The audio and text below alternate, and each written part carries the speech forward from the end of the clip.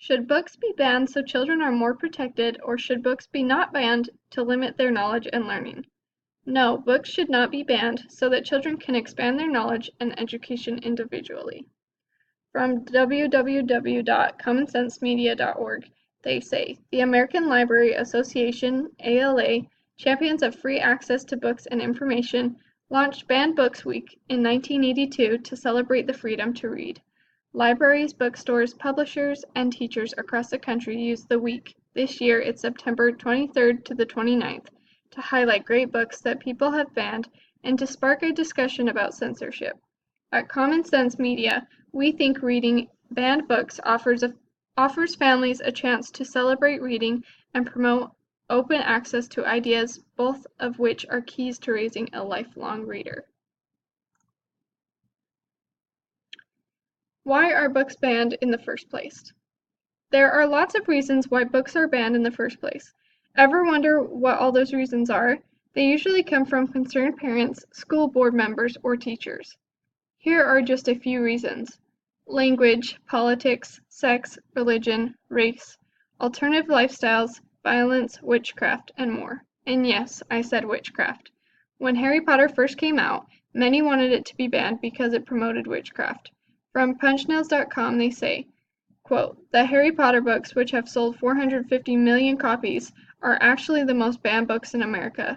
The Lord of the Rings was banned as satanic, and even though Tolkien was a devout Catholic and viewed Lord of the Rings as a fundamentally religious and Christian work, end quote. From commonsensemedia.org, they say this about banned books, starting a conversation.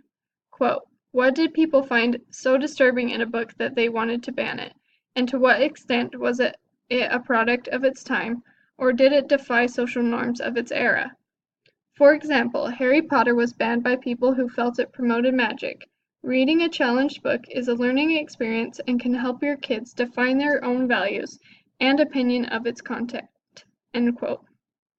A point that most of my sources brought up is that these banned books end up being classics, and that's for a reason.